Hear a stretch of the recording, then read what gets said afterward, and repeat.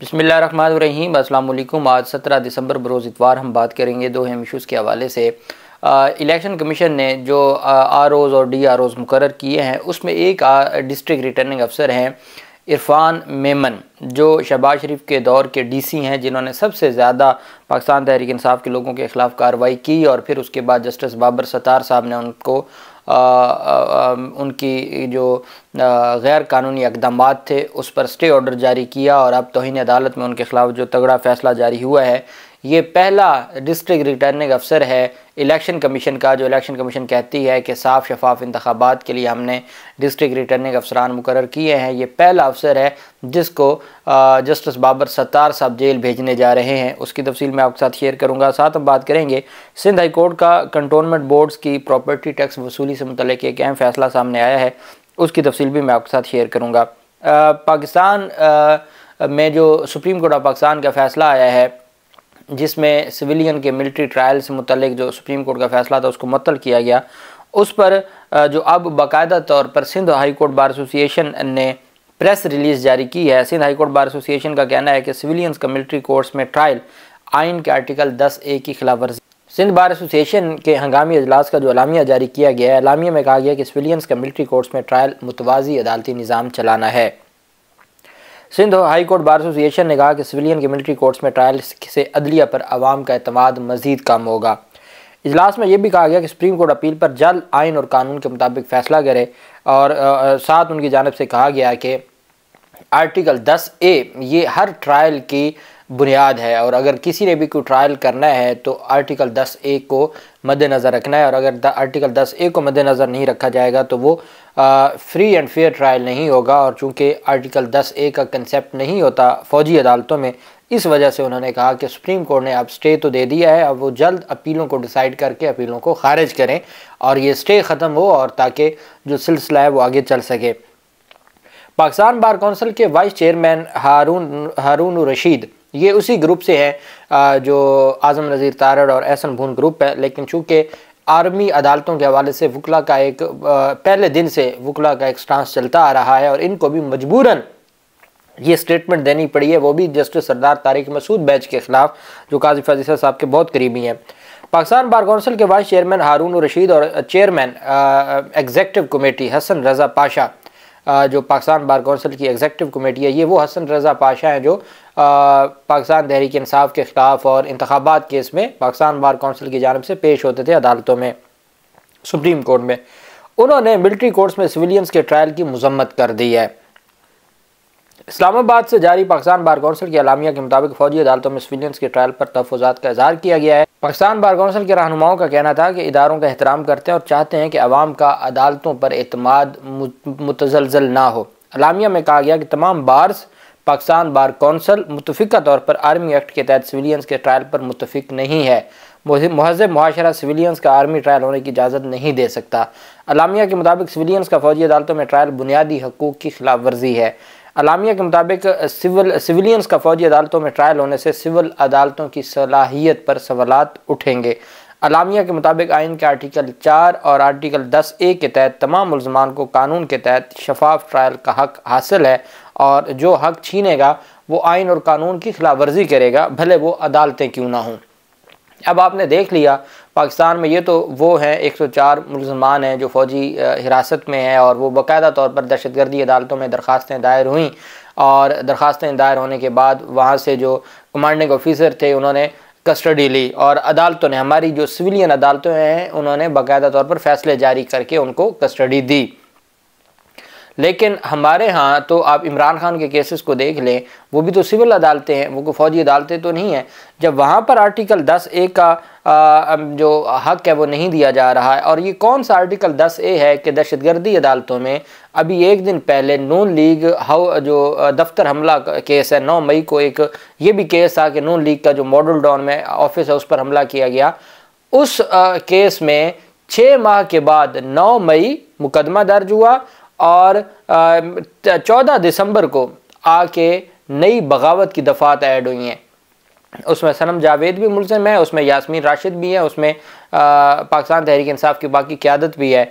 जो 6 महीनों से जेल में हो, तमाम मुकदमात में ज़मानत हासिल कर चुका हो और कोई मुकदमा ना बचा हो कि उसमें उसको नामज़द किया जाए, तो 3 MPO के तहत उसको नज़रबंद किया जाए और फिर 6 माह और 1 हफ़्ते के बाद उनको एक पुराने मुकदमे में नई दफ़ा ऐड कर दी जाए बगावत की, और अदालतें उसको मंजूर कर लें। अदालतें उस जो नई दफ़ा ऐड होना है उसको मंजूर कर लें। हाई कोर्ट्स में तौहीन अदालत की केसेस हों और हाई कोर्ट में वो पेंडिंग पड़े हों।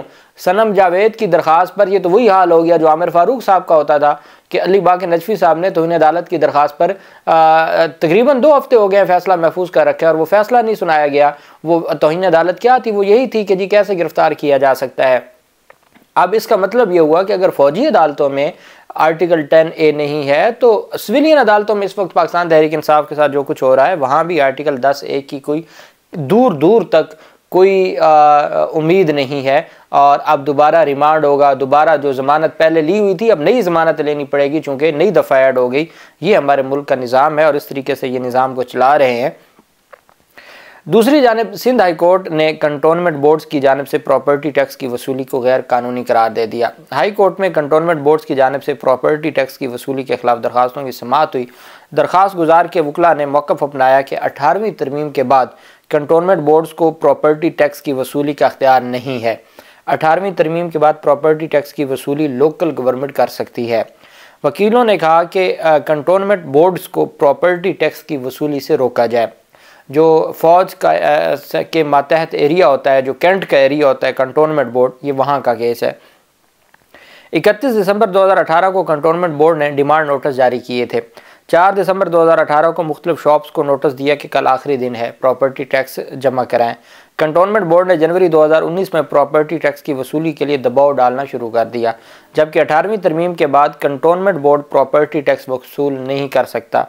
उन्होंने कहा कि 18वीं तरमीम के बाद कंकरेंट लिस्ट और 4th शेड्यूल ख़त्म कर दिया गया था।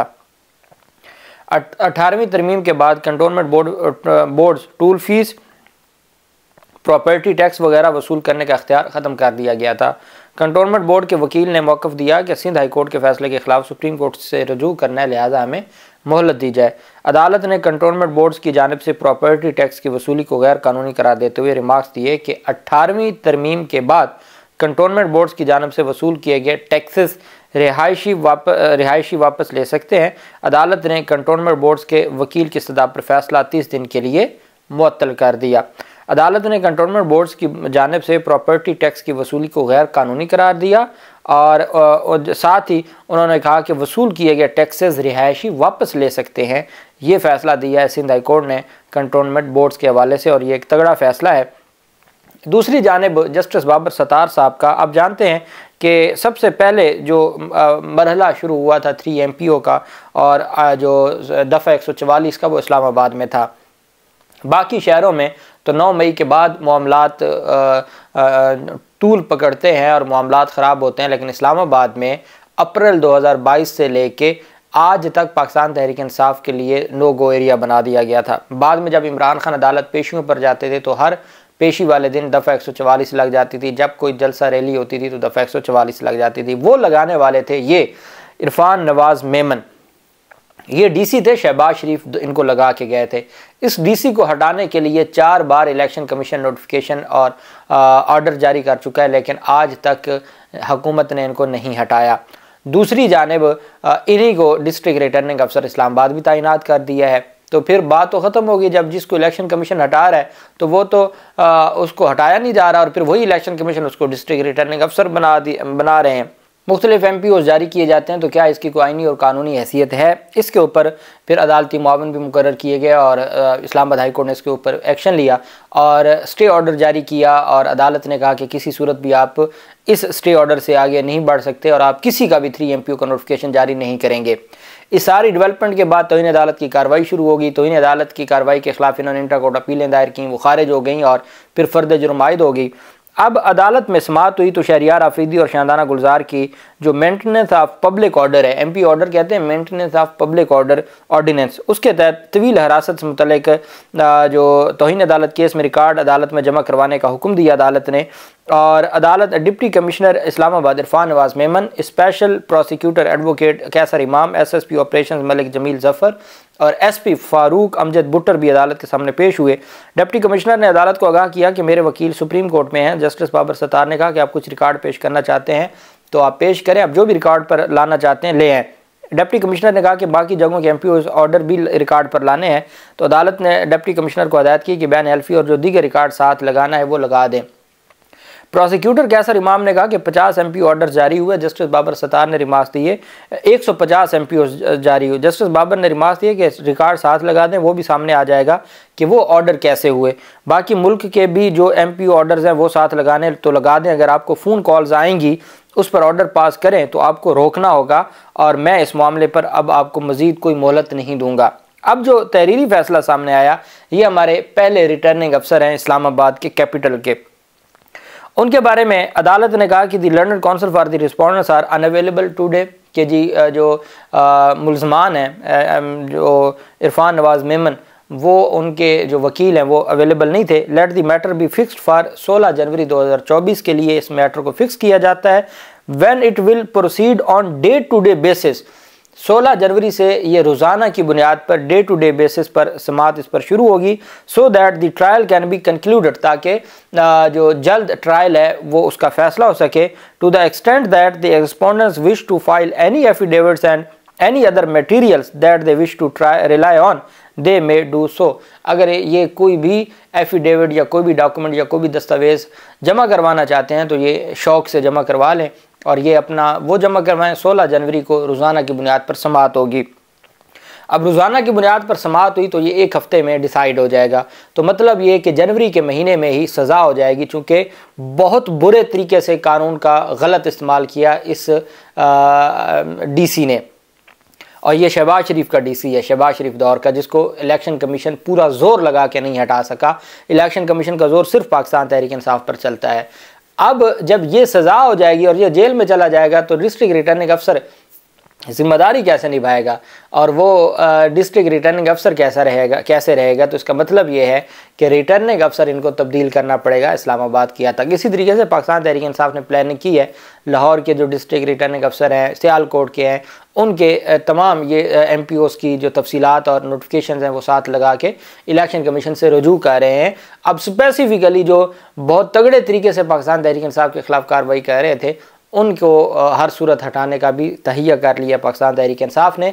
और DC इस्लामाबाद जो डिस्ट्रिक्ट रिटर्निंग अफसर हैं इस्लामाबाद के, उनको ले गए हैं जस्टिस बाबर सत्तार साहब, और 16 जनवरी से रोज़ाना की बुनियाद पर वो समाअत करके ट्रायल कंक्लूड करने जा रहे हैं। चूँकि ये समरी ट्रायल है, इसमें वो ये कोई क्रिमिनल ट्रायल नहीं है कि लंबा चलना है, ये 2-3 तारीखों पर ही इसका ट्रायल कंक्लूड हो जाना है और अदालत सज़ा सुना देगी।